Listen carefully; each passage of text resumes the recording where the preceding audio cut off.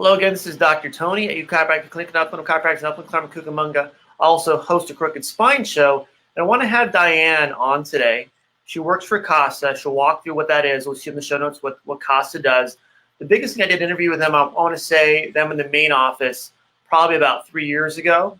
And now Diane started an Upland office, an outreach program here through Upland, and she's done a great job with the chamber and the community get the name out. What it's that even a local fundraiser they did recently, even next week too, to help more kids that are in foster homes get more, I want to call it a better quality of life, but she'll explain what that means. All right, so Diane, take it over, introduce yourself and see how things go. Okay, perfect. My name is Diane Smyers. I'm the Community Outreach Coordinator for the West End of San Bernardino County for CASA of San Bernardino County. And what CASA is we recruit and train community members to mentor kids that are in foster care. And these are kids that just need a little extra TLC, a little additional hand holding, who are just having a rougher time with the foster care system in general, who aren't necessarily resilient, which all of our kids are incredibly resilient, but they just need a little extra help.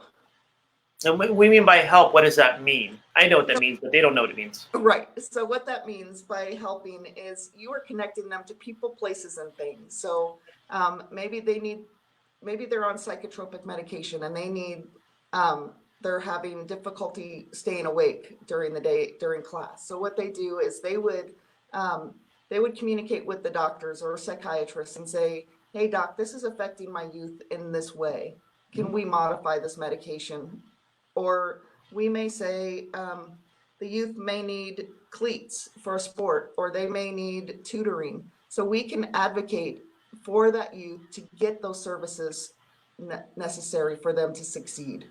And on the far end of the spectrum, when our kids graduate from high school, many of them want to go to college, but they don't know how to. They don't know how to go about the process. And so our CASA volunteers can then go and help walk them through that process. Anything from financial aid to go in and tour in the schools and getting them set up for classes. You're almost the link between not adult life, but being an adult parent going, okay, I didn't know this. They're just naive. How do I get there? And you're linking them to hopefully, potentially a better life down the line by giving him those initial parental guidance. Exactly. And, especially in today's climate with COVID-19, our kids are terrified. I mean, even before this, our kids were terrified. They are confused. They don't know about the foster care system. You don't know unless you've been there. What to do, what's available, what's not available. You just go through life as, foster parents or group home staff say, okay, this is what you're going to do today. But in this case, with COVID-19, our kids are even more anxious, more confused, don't understand why they're being isolated, why they can't see their friends, why they can't leave their home. And so that's why CASA volunteers are so important. Even though we can't go and physically see our kids, we can do things. And I can say I am very proud of the volunteers that we do have, because they are going above and beyond to love on these kids by sending care packages, by sending handwritten cards or notes. I mean, how long has it been since people have sent handwritten cards or notes? They're connecting via social media, or connecting via Zoom to do Zoom calls, whatever it may be, to stay connected to our kids, and still helping to provide that connection. And walk us through, how does a child get into the foster system? Because I want to give people the beginning and all the way to the end of how to become a volunteer, but how does a child end up in the foster care system? So there's several different ways. One is, let's say that both parents are deceased and there's no family members for whatever reason that can take them in, or there's no close friends that can do that. But also it could be because of abuse, neglect, addiction. There's a variety of ways, but that's the majority of the way that kids come into foster care. Somebody has reported to either the police or Child Protective Services that there is an issue. They've investigated and determined that that child, for their safety, needs to be removed. Wow. Okay. And what age group is usually usually involved with someone going to foster program? So anybody that's under the age of 18. So our program serves 0 to 21. But Okay. In order to go into the foster care system, they would have to be 0 to 18 years old. Okay. Okay. In a certain region that CASA works with, Southern California, San Bernardino County only, or how does that work? No, so CASA is a national program. Okay. So we have CASA programs in almost every county. There's over 1,000 CASA programs throughout the United States. Mhm. Our program specifically serves San Bernardino County. And so our county is the largest county in the nation. And so, we need road warriors, that are willing to go to the ends of San Bernardino County, all the way to just working in your local community with the youth. Yeah, because the county goes all the way to the California border, correct, with Nevada? Exactly. Crazy. It is. So yeah. And going from that to becoming a volunteer, how does that process go, Dan? Walk us through the details, please. So there's a couple of things. One, you have to be at least 21 years old. Okay. You have to have a valid driver's license, valid car insurance. You have to be willing to go through live scans, which is doing a background check through the FBI, Department of Justice, as well as the Child Abuse Central Index. And there's a variety of steps along the way. We put you through a pretty rigorous screening process, obviously, because we want to keep our kids safe. It's our responsibility to keep them safe. And also we want to make sure that one of the things that we do is we take you through an interview process. Okay. And that interview is about an hour long. And with that, we dig a little deeper into your personal background if you want to volunteer with our kids. And we do that as much for the volunteer as we do for the youth, because let's face it, everybody has some kind of trauma in their life. Yeah. And so we want to make sure, one, that we're not triggering that volunteer. And two, we want to make sure that if they have a certain background, let's say,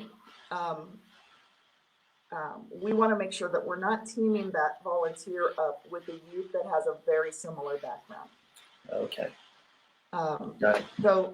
So what a volunteer would do is if they want to investigate, see if this is the right program for them, they can reach out to us on our Facebook or on our website. They can email me directly or call the CASA offices, and we're more than happy to help. We just set up a online info session. Saw that, yeah. Yeah, so info sessions used to be once a month in our offices. Obviously, we can't do that. So we put together a quick info session. It's about 50 minutes and gives you more detailed information. Great. And when you're a volunteer and say you get through the process, after the interview, what's the next step? Is there written testing? Is there educational material? What do they have to go through? Yeah. How many testings are there, and how long does that process take? So once you get through the interview and the screening process, then what we do is we put you through 30 hours of training. Okay. It used to be classroom training and partially online, partial in classroom training. So now it's going to be via Zoom and online training. So it's going to be a combination of. So it's 18 hours of training with myself or one of our other community outreach team members, and then 12 hours online on your own, watching heart-wrenching videos, as well as just learning more about our processes, learning more about the juvenile justice system, as well as child psychology, learning about how to write court reports or whatever is, and I'm blanking on all the content right now. Shame on me. Yeah. But and a lot of what we talked about before, I think, is you're a court-appointed advocate, so you have to be able to, in the court's language, how do you describe what's going on with this child? So what we do is in our court reports, our advocate supervisors, one of our advocate supervisors or our program manager would actually train them on how to write those court reports. And my supervisor, Maggie, has a great saying that I love, which is not about me without me. So we don't want to write a court report without including our kids' input. So, hey, you know, Johnny, I'm writing a court report to go to the judge. Is there anything that you want me to say? Is there anything that's important for you to say to the judge? And sometimes that's just, hey, I just want to be able to play sports, you know, or I don't want to live here anymore. And those are important things. But so, you know, when they do go to court with our kids, you know, they're going to support our kids. They're not going there to speak to the judge on behalf of our kids. Their court report does the speaking. If the judge has any questions, they may ask, but it's very rare. And they're there to support the youth. And we are one of the few programs where advocate supervisors come to court, every court hearing with our kids as well, to not only support the volunteer, but to support the youth.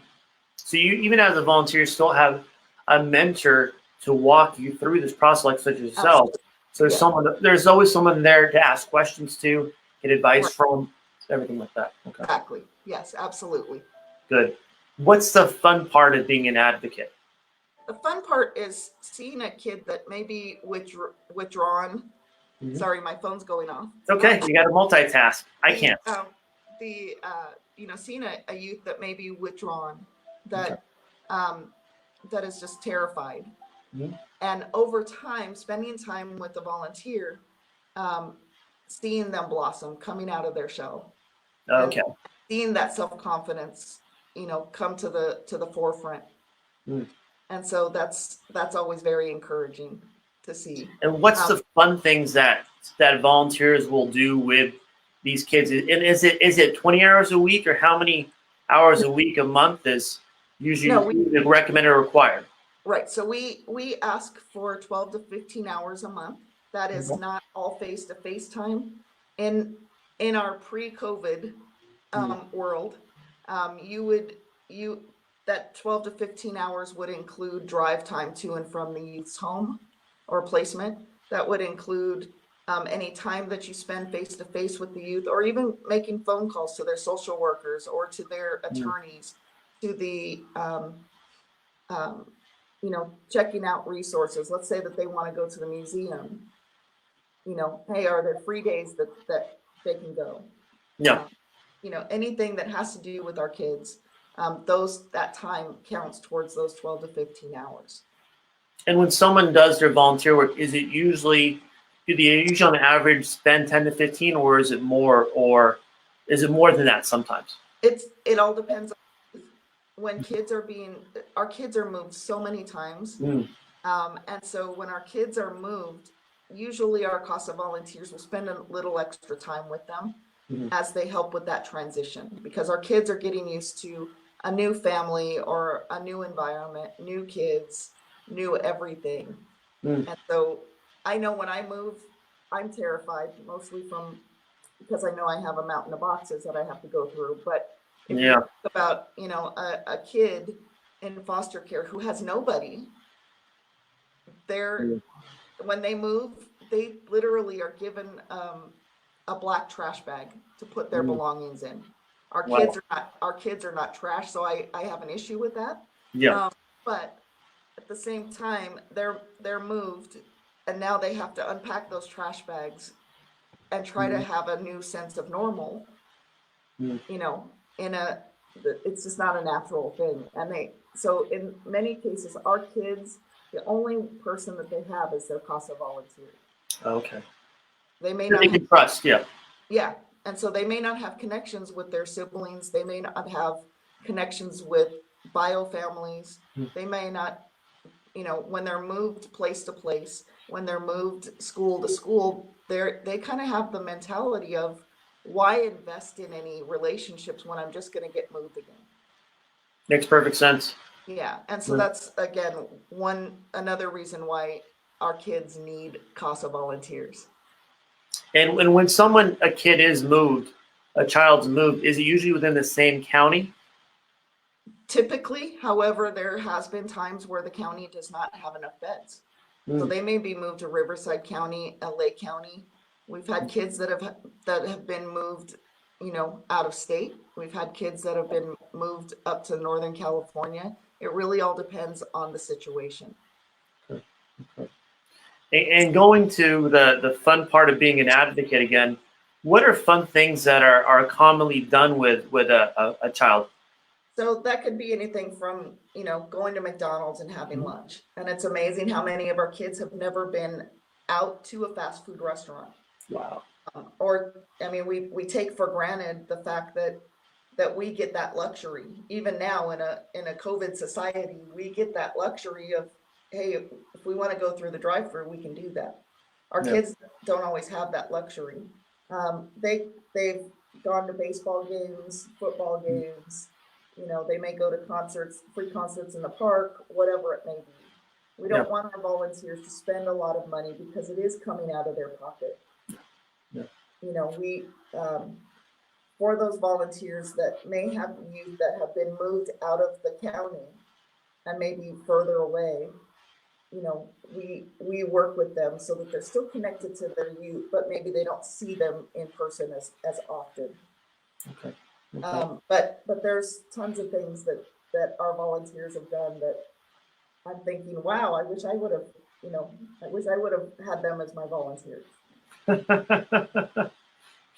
And Whit, you mentioned to previously about medical conditions sometimes these kids may have. How does a volunteer get involved with that? Is there HIPAA compliance condition problem, or being a volunteer kind of gets you away from that? So when our kids typically come into the system at some point, of course they're going to be anxious, they're going to be depressed. The first go-to is psychotropic medication, unfortunately. But we've seen that when a CASA volunteer, first and foremost, spends that time with the youth, and over time, they build that rapport and that relationship with the youth. More often than not, one of two things happen. Either one, the youth minimizes the need for those psychotropic medications, or two, they are able to get off of those psychotropic medications altogether. Wow. Okay. That's because that anxiety and that fear has now been taken away. Well, they found someone that cares enough about them. Absolutely. To remove some of the anxiety and fears that they're that out of the 100, they've removed maybe 30, 40, which is phenomenal. Right. Absolutely. And the other thing too is that the CASA volunteer, if they're learning from the teachers or from their placement that they're concerned about the medications, that CASA volunteer, as being court appointed, has the same rights as a parent does. Good. So they can go to that doctor and say, hey, doctor or psychologist or psychiatrist or primary doctor, this is what I'm seeing. Yeah. And they have that same right, like I said, like the parent does. Wow. To advocate on their youth's behalf. And going from the doctor's visits, for example, to school, these kids are obviously in school. How much of a mental challenge is to go from school to school, or if they're just starting in the program? How is a child transitioned into that? Are you asking school to school and transitioning into the new school? Probably both, going into a foster care into maybe a new school, and or getting transferred into a new school. Is that the same process or something different? So going school to school, it's the same process as far as foster youth have priority. So let's say the school is full. It's a matter of that youth gets in first. Okay. And unfortunately, every time our kids move from school to school, they lose about 6 months of education. Wow. Now, understand that, let's say that they are at a prestigious high school or junior high that have high academic standards and they're testing high. They may be moved to a lower grade school and vice versa. And so if they're going from a lower level school, and I can use this example. I spent about 11 years in the Azusa Unified School District. It's not the top academic level school, but if that youth is moved now to Redlands, and Redlands is a highly sought after school district, they are going to struggle because they're not at the same academic excellence. Wow. And so they may say you have to repeat a grade in order to move forward. And the advocate might be able to be involved enough to go, hey, look, my foster child isn't doing well, so what? I'm going to talk to my teachers, the admin, maybe move him down a grade early so he doesn't waste that year. We typically don't want to do that unless that's in the best interest of the child. Okay. And then we have to have a bigger discussion with a lot more people than our CASA volunteers. Oh, okay. That's when they get the advocate supervisor, or the advocate supervisor gets the program manager involved. You know, it may require our executive director or our executive director's permission, the courts. Like I said, it's a bigger discussion. We don't have that right or responsibility to hold them back. Got it. Yeah, it's just like the system, it's got to be able to understand how the system works. Exactly. Good. Exactly. Yeah. Good. So, and when someone ages out of the CASA program, even like I said, foster children 21 at that range, do they usually lose track of them? That's it, or what happens usually afterwards? So there's a couple of things. One, they can choose to leave the foster care system at 18 years old. At 18, I surely thought that I knew everything about life. We all did. Come on, you did. Exactly. But if they stay one day past their 18th birthday, let's go out. Let's say that they go out and try life, and it doesn't work out the way they hoped. Just like a parent, you can come back into the foster care system until you're 21 years of age. Okay. And then from there, when they age out at 18 or 21, it is very typical that our CASA volunteers stay connected. They make lifelong connections with these kids. And oftentimes, even though our job is to work ourselves out of a job as a volunteer, these volunteers are incredible, and they do a great job of just wanting to stay connected with those kids for life.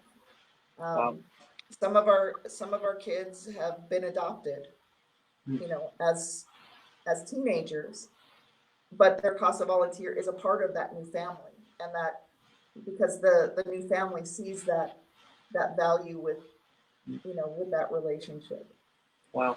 But I can say that in many cases, these are lifelong connections that are not broken with our kids. Well, if you have a good heart, you have a good heart. And I think if you build that, and even though you're not their parent, it allows you to where I can develop this child more by spending more time. You invested the first 3 days probably is the hardest to get that connection. Once you're connected, boom, at that point it flows easier. Exactly. And you know, when CASAs are first appointed, our kids are very leery, because here's another adult that's going to come into my life that's going to tell me what to do. And we are not that. We are the first person in their life that is not paid to care about them. So, you know, social workers, doctors, attorneys, you know, teachers, even the group home staff or the placement are paid to care about them. We're not. Yeah. And so once they know that, we get immediate street credit. And so we're just, as soon as they know that, then sometimes it can be an instantaneous change, but also our kids have been traumatized, obviously. Sometimes they've had secondary traumas experienced in the foster care system. Sadly, that does happen from time to time. So they're very distrustful. So it may take them a little bit longer in order to build that relationship, you know, or that trust level with our volunteers. Yeah. And that's why we ask for an 18-month commitment from our volunteers. 18 months. Okay. Yes, but our average volunteer spends about 3 to 5 years with our kids. Wow. And we have volunteers. We have one volunteer in particular that has been with us 11 years. Mm. Not with the same youth, but she served multiple youth. That's And great. so, yeah. So, and why did you guys open the Upland office? What was the reason by doing this? When I first met you, it was over at the San Marino office, main office. correct. In Colton. Colton, Yeah. sorry. So that's okay. So we found that, I mean, our administrative office is in Colton. Okay. We did open an Apple Valley location to serve the high desert kids. And then also we saw a need on the west end of the county to be able to recruit volunteers, and so a lot of volunteers, some of the barriers were, hey, I don't want to drive to Colton, Okay. to Apple Valley to do training. Yeah.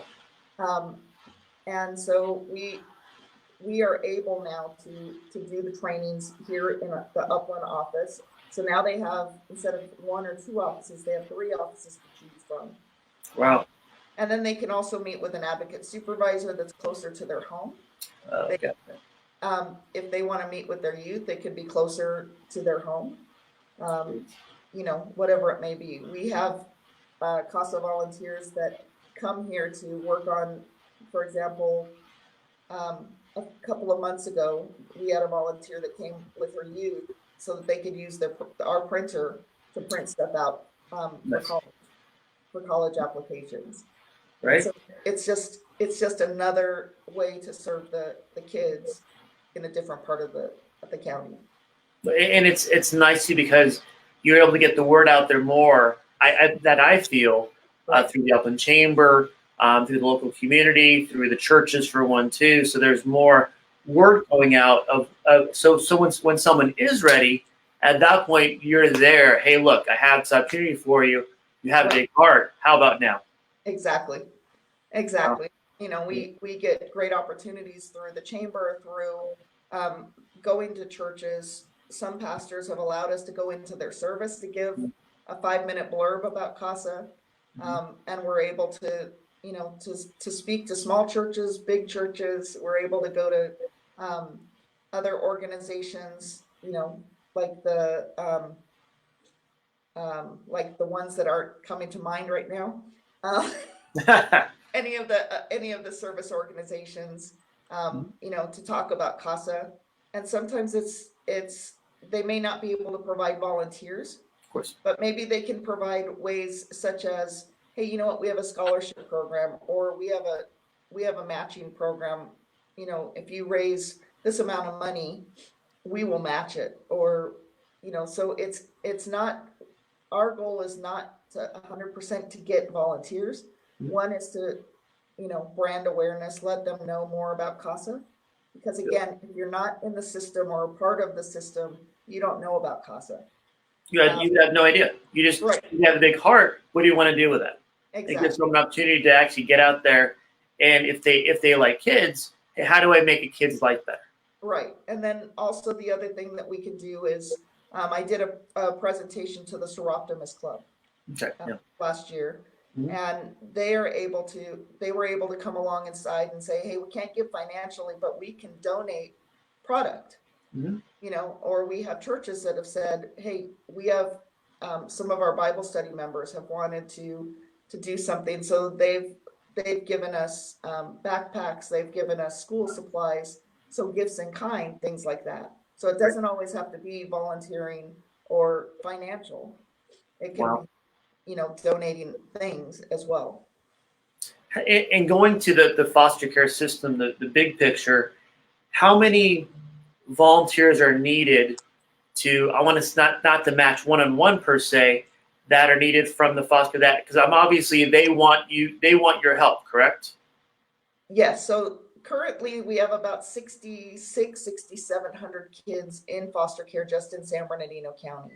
Okay. Of that, we have about 250 kids currently that are on our wait list, and they will remain on our wait list until we can recruit enough people to come alongside these kids. And that that relationship is a one-on-one.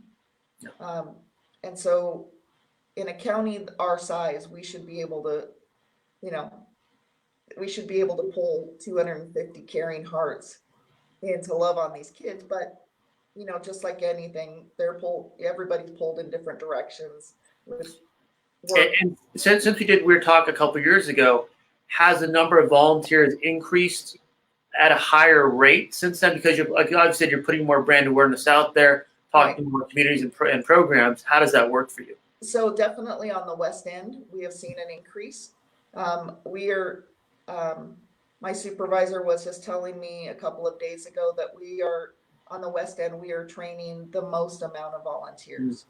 Now, you know, just because I can pull numbers here by using, you know, social media and the Nextdoor app and so on, doesn't mean that that same strategy will work in the high desert or on the east end of the county. So each community outreach person really has to get to know their area and what works. So in the high desert, the newspapers, advertising in the newspaper work more effectively than social media does. Yeah. And I think a lot of it is might be age related, might be just what they're comfortable with, how they learn, how they look for information. Absolutely, and surprisingly, there's still, you know, many people that don't want to be on social media. Mm-hmm. I don't know who those people are, but there's some out there. Exactly. There's a couple people out there. Exactly. But whatever way you want to get your information, connect to people, and part of being healthy is being somewhat social is your way.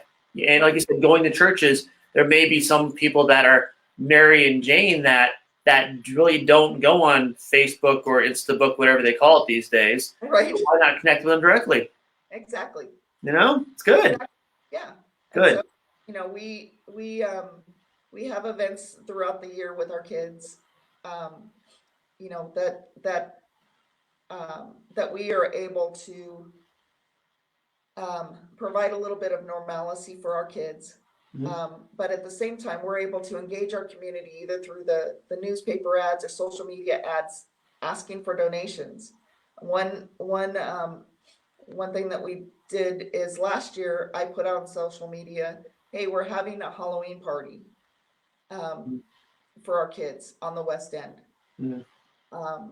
And volunteers came out like crazy to volunteer, you know, to donate candy or homemade cookies or whatever it was. Mm-hmm. And the Upland Police Department came out with their community impact team. Mm-hmm. And they came out and hang out with our kids. They brought a ton of candy, not just like the little, you know, tiny chocolate bars, but they brought out the full-size bars, and our kids were walking out with bags, you know, about this full. She had a dentist there too, because the dentist would have helped all the cavities after all the sugar. Well, you know, we'll work on the dentist later, but we're you know, we're trying to change the perception that our kids also have of police officers. So this was a good stepping stone. And I actually got connected with the Upland Police Department because somebody saw my post on social media, and she is a volunteer with Upland Police Department. And so she reached out to the chief, got a couple of guys from our community impact team, as well as a sergeant and another detective that came out to hang out with our kids. Wow. You know, and just from that one event, I can tell you one incredible story. We had a young man. He was failing all of his classes. He was days away from getting jumped into a gang. And one of our officers pulled him aside, and he was shy, sitting in a corner, didn't want to make eye contact with anybody, didn't want to eat, didn't want to drink. And this officer took the time to just sit with him one-on-one. And because of that 10-minute conversation, this young man not only brought his grades up, was able to graduate early and get early admission into C.A.S.A College starting in January. And he's now inspired to be a police officer. Amazing. So he's studying criminal justice. So, I mean, that's just a small way that, you know. But it's a connection of, by doing this one thing, then things progress to here, here, here, and here. Exactly. It just takes the extra time and effort sometimes to let people know what's going on, and it'll get in someone's head when they're ready. Right. And Let's spread the word that way. Right. And the very cool thing that I kept hearing time and time again after this party was, I didn't know that anybody cared. I knew my volunteer cared because he or she's been with me for months or even years. But we didn't know that anybody in the community or anybody, especially police officers, who are only interaction oftentimes is when mom or dad are being arrested, or when the youth is being taken out of their home. That's sometimes their only interaction. And so, but they had no idea that police officers cared about them, or that a community loved on them so much that came together, you know, to throw this party for them. Good. So you know, Upland has definitely loved on our kids in a big way. And so, you know, we are so appreciative of that. Well, and just put more events out there. Absolutely. You know, all it comes down to. I mean, even though right now these things are a little bit shut down, but when you have, like, you leave with your golf tournament there, but it's more out there, at that point, by having things locally, even just small things, allow people to see that benefit. Exactly. You know, and whatever we can do as Upland Chamber period to help you out, obviously you have the volunteers ready to go. Right. And we have we've created a great partnership with Upland Community Resource Center as well as Life Bible, who are currently running a donation drive for our kids of gift cards, puzzles, games, things like that. Things that we can then give to our kids that, you know, they can have a sense of normalcy in the chaos. Good. And so it's a way to come alongside of our kids and love on them and let them know that the community did this. It doesn't take that much, right? It doesn't take that much. No, not at all. Good. So, good. Yeah, so we're appreciative of that. And just to kind of wrap it up, what's the biggest thing that will help people feel they want to volunteer? What's a good motivator for them? What are you looking for volunteers? I mean, there's no special requirement. As long as you have a caring, loving heart, you know, we can use you. You know, if you are someone that has to know everything about that youth, wants to be on their social media pages, wants to be that overall overprotective mama bear or papa bear. The helicopter parent? Yes. Got it. You're probably not the right program for you. Good. But if you are somebody that that wants to change the story of one child that may have had a pretty rough background and rough upbringing, if you feel that you have, you know, 12 to 15 hours a month that you can dedicate to one child, phone calls, Zoom video chats, sending them cards or notes or whatever, just encouraging them and investing in their lives, then we are the right program for you. I can tell you that in my life, I had one person that invested in my world when I was in foster care, and Virginia changed my life. And that was 30 some years ago. We won't go into what that 30 some number is. Yeah. But I mean, and I'm going to reach up here on my bulletin board, and I keep a picture of Virginia with me. And because of her, she made an incredible impact in my life and is still an important part of my life. You know, oftentimes with our volunteers, they build such a rapport with our kids that our kids call them mom and dad or mom or whatever it may be. So I have called Virginia mom for as long as I've known her. You know, and so sometimes that's the only per se parental connection that you may have. Got it. Okay. But also, you know, And one thing I want to mention is once the youth is no longer in the foster care system or you've come off of their case, you can still be involved with that youth's life or in that youth's life.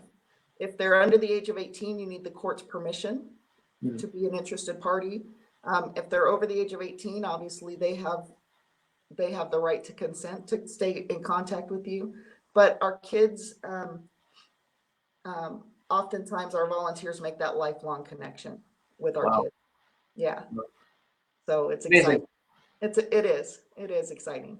Yeah, it's exciting, sometimes uncomfortable, but even as a volunteer, you're going to grow as a person also, correct? Absolutely. Yeah. And it's, we see time and time again where the volunteer has said, hey, you know what? This youth has changed my life. Wow. They've taught me resilience. They've taught me perseverance. They've taught me skills that I've never had until I met them. Wow. Now, we certainly don't want them to, volunteers to come to our program that, is going to be looking at us as a skill building. Like I want to be a better parent. I want to be a better person. Okay, teach me. Right, exactly. No. Yeah, this is not the right program, but but if you have a good heart, like you said, we can build off of that. Absolutely. Yes. Good. Cool. Well, thank you, Ben, for being on our second show for the second time. Thank you. You have, like I said, we're going to help you out whatever we can do. Thank you. Both this video and this talk explains a lot of how CASA can work. And as you put more social media out there, like your volunteers' testimonials, hint, that'll get more people interested and connected with the overall community of Upland, Cucamonga, Claremont, Ontario, anywhere. Absolutely. Right? Yes. Anywhere in our county. If anybody's interested in being a part of our newsletter, we do have testimonials, wink, wink, from our volunteers. We on our Facebook page, on our Instagram, and also on Twitter, we do have our testimonials from volunteers that are coming in, as well as we are working on getting videos from our kids who have aged out of foster care, or that are at least 18. To talk about the impact that a CASA has had in their life. That's great. Yes. Good. And in the show notes, we'll have all the links to your local one here and you exactly, but also the overall CASA program. Absolutely. If you're interested, please, for you, a friend, a family member, at that point, help a child out either through becoming a volunteer and or whatever Diane needs you help with. It all comes down. All right. Attorney. Thank you, Diane. I'm turning the show off to see what's going on. Okay.